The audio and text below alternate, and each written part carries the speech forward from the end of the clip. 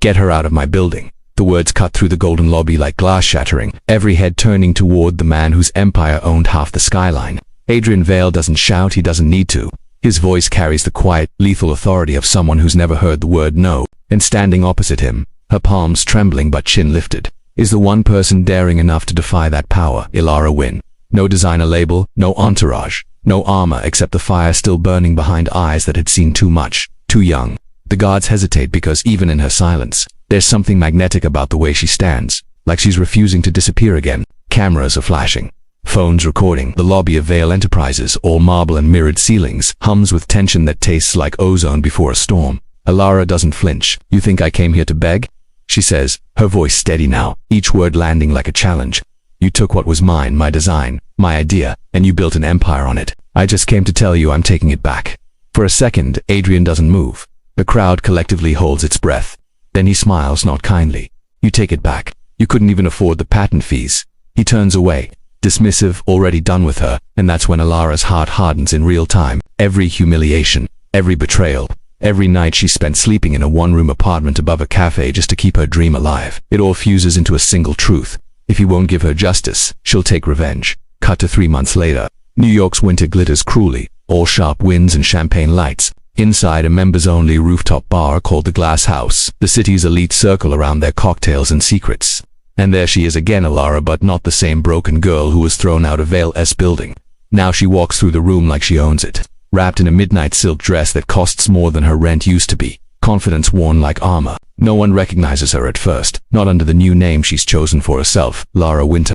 The woman investors are suddenly whispering about, the founder of a disruptive tech luxury startup rumored to be backed by a silent billionaire. Only one person notices her immediately, Adrian Vale. Across the room, his gaze finds hers, shock first, then intrigue, then something dangerous. She smiles without meaning to, a small curve that says, you remember me. He raises his glass, silently toasting the ghost he thought he buried, and the game begins. The music shifts, bass heavy, pulsing through the floor, conversations blur.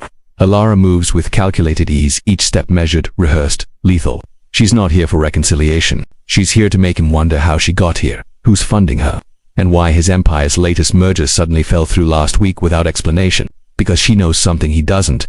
One of his partners, a powerful London investor, has just joined her side. The same man Adrian once humiliated publicly. Commerce networking, and she's its new CEO. But beneath the glamour, there's chaos.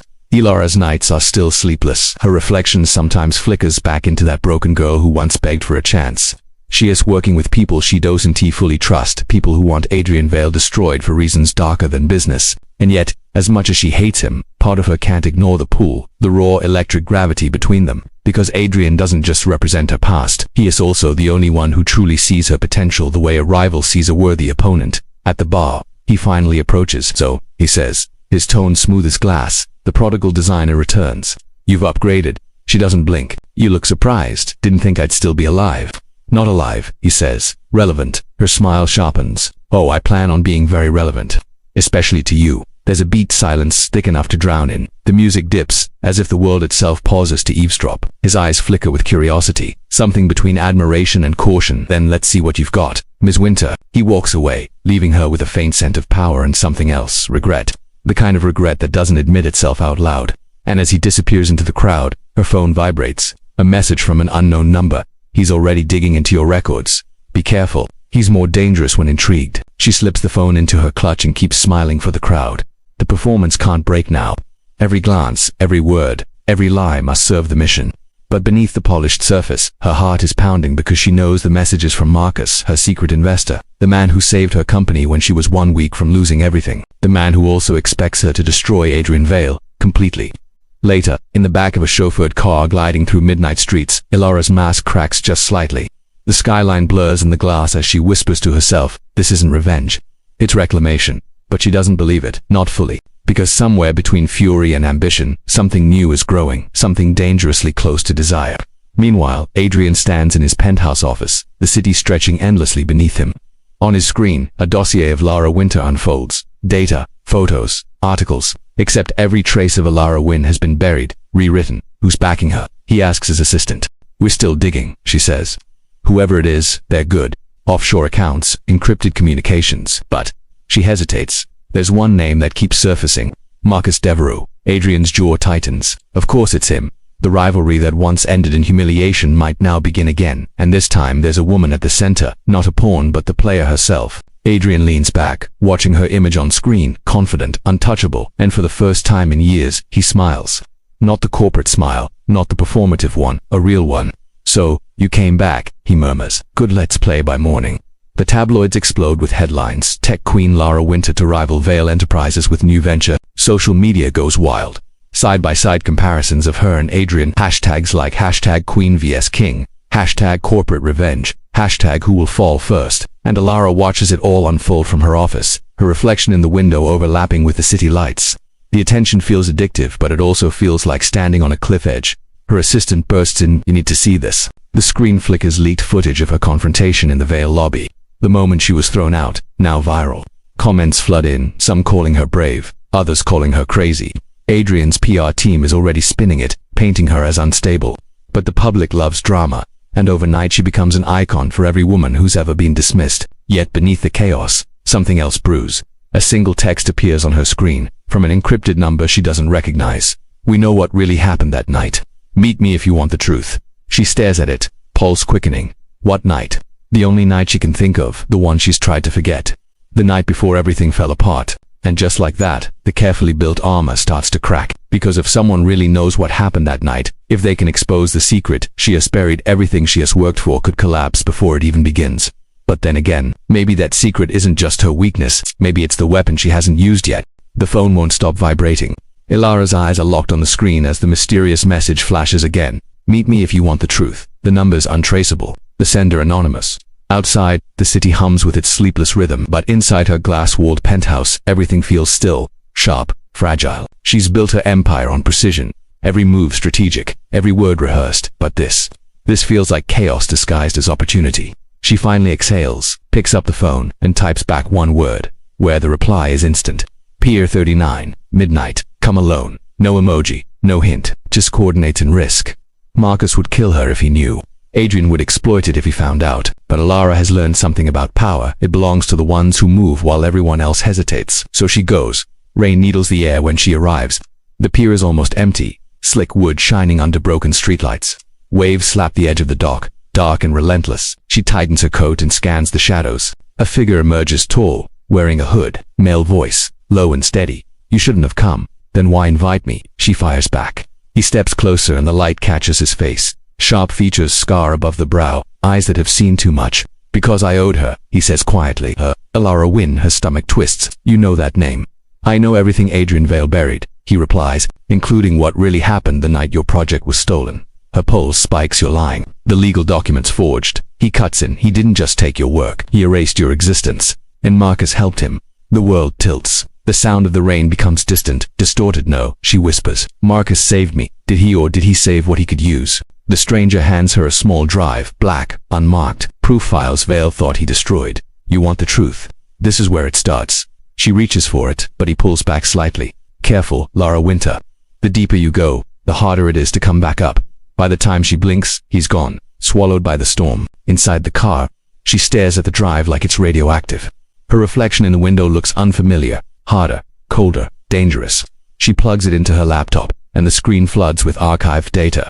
Project blueprints, timestamps, voice memos. Her voice, her real voice, explaining her concept, laughing nervously, naive, full of hope. Then another voice cuts in, smooth, deep, unmistakable. "Adrian Veil, good work, Win. I'll take it from here." Her chest tightens, the audio crackles, then fades. Another file opens an email chain.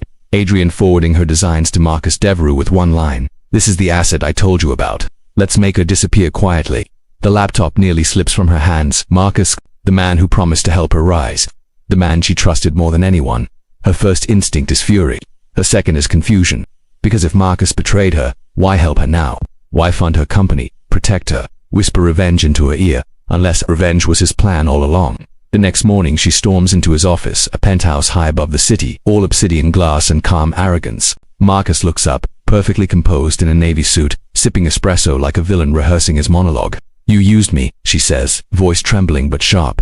"Define used," he replies, eyes unreadable. "You let me believe Adrian destroyed my life alone. You let me hate him while you pulled the strings." He leans back, studying her.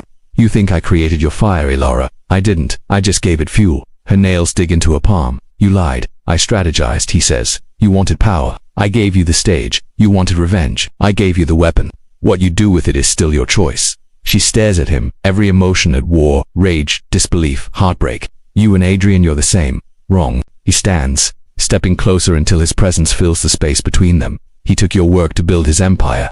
I gave you mine to build your throne. You're not broken anymore, Alara. You're unstoppable. The question is, who do you want to destroy first?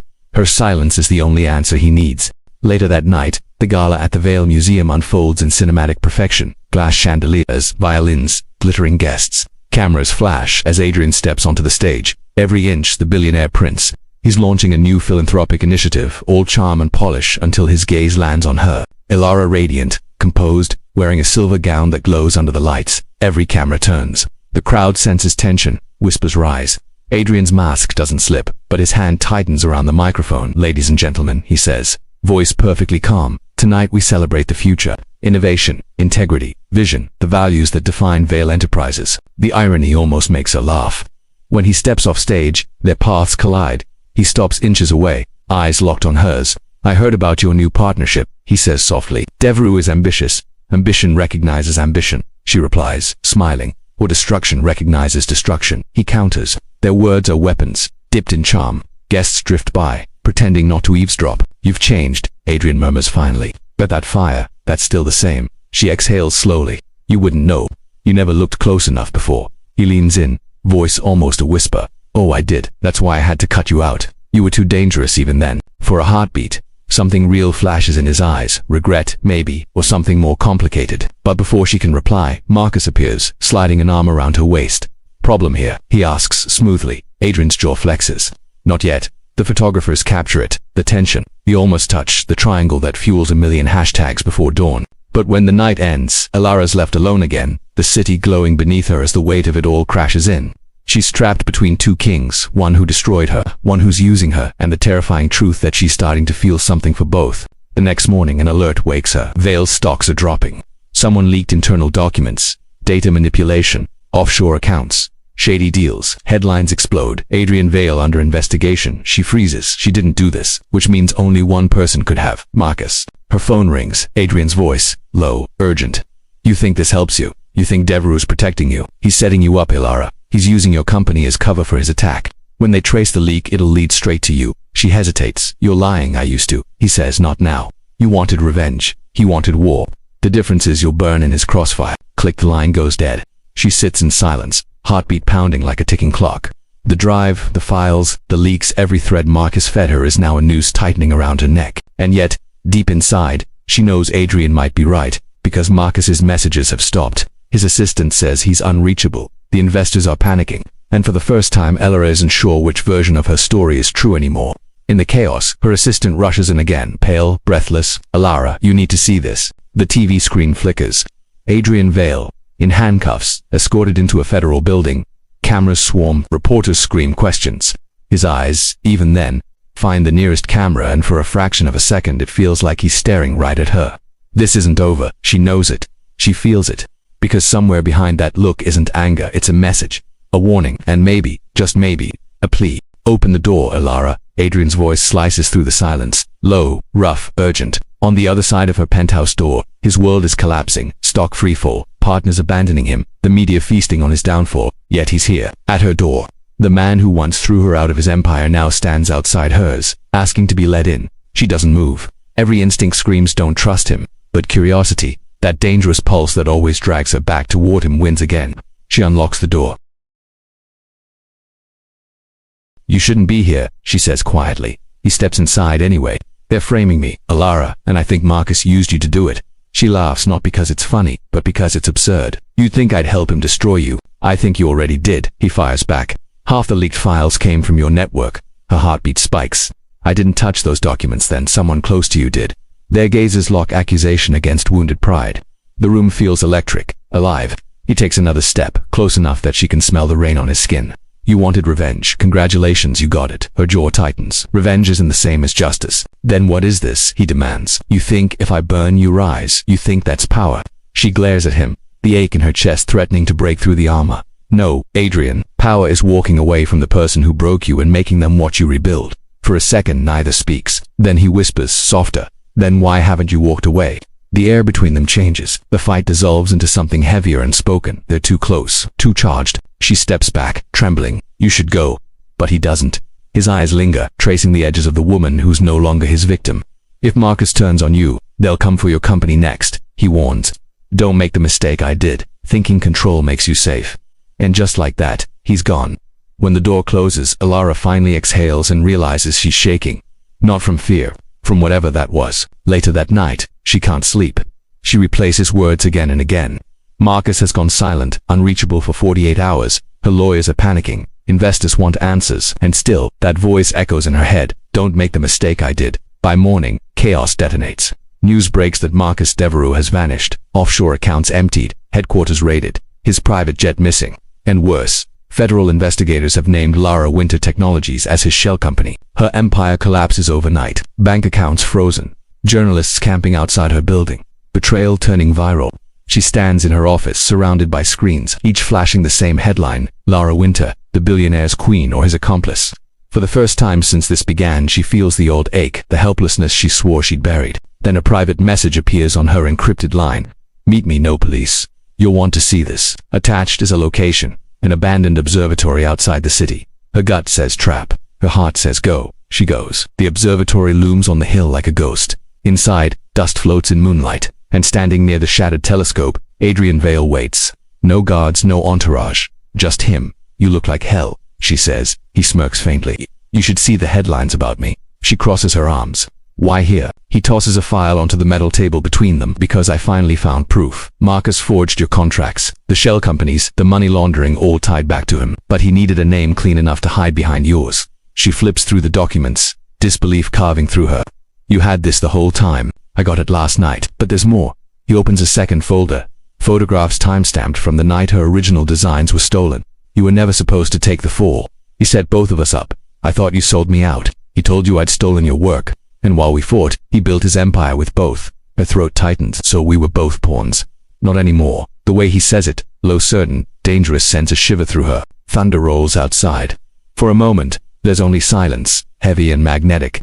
She looks at him, the man who once destroyed her and now might be the only one who can save her. Why are you helping me? He meets her gaze, unflinching. Because I finally see what I broke, and I can't undo it, but I can help you win. Her voice softens despite herself. And what do you get? He steps closer, barely a breath between them.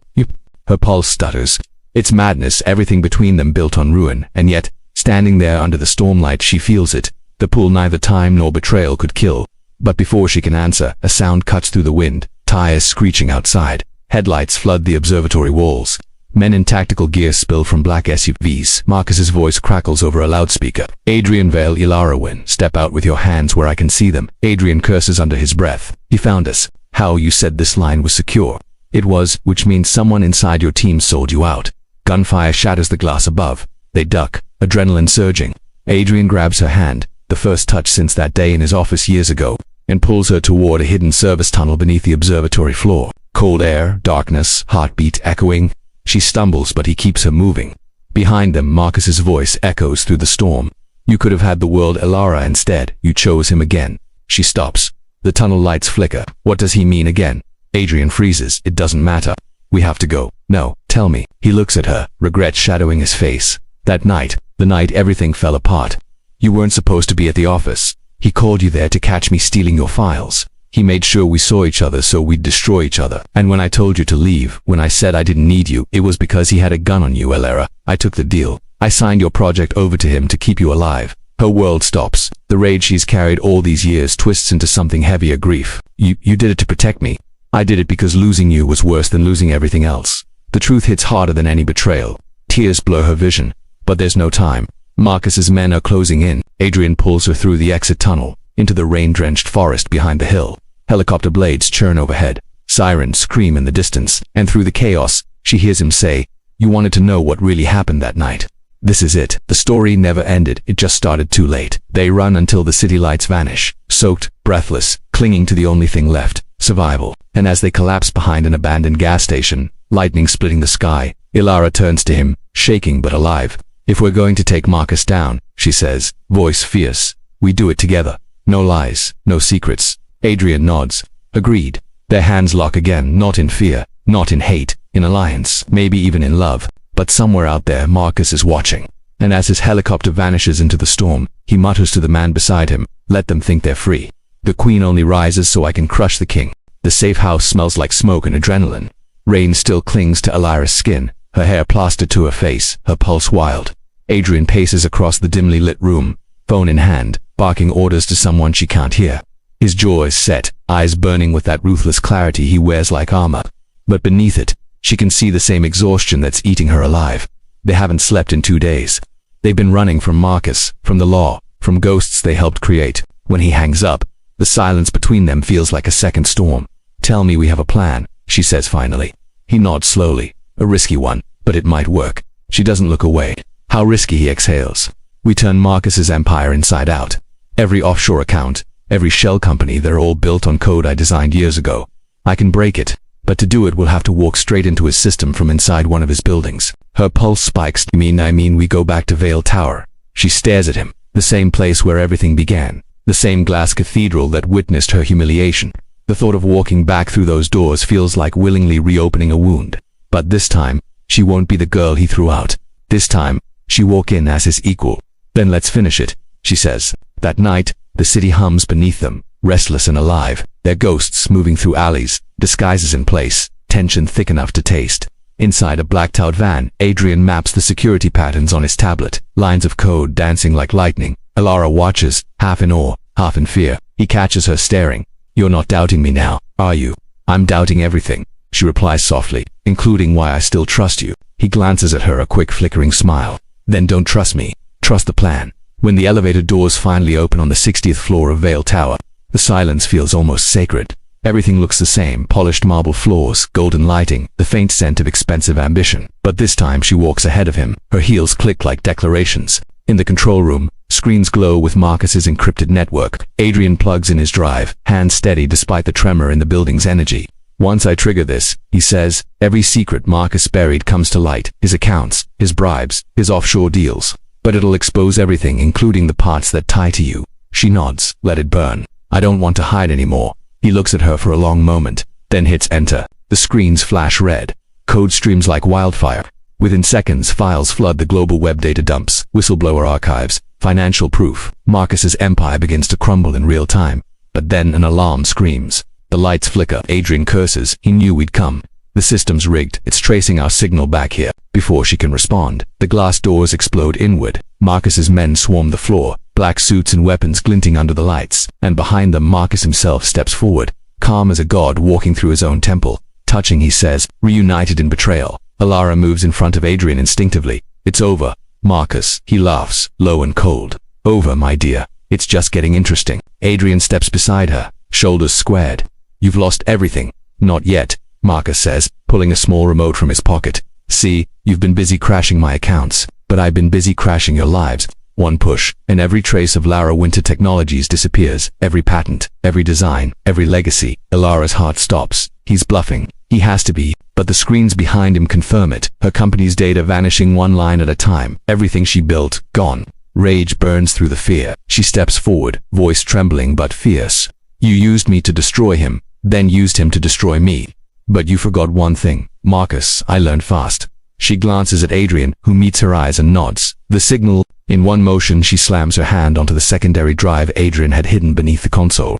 The screens flicker again, this time flooding with live footage. Marcus's voice, recorded from his own servers, admitting to fraud, blackmail, bribery. The file Adrian pulled from the vault hours earlier. Marcus freezes. "What did you?" Elara's voice is ice.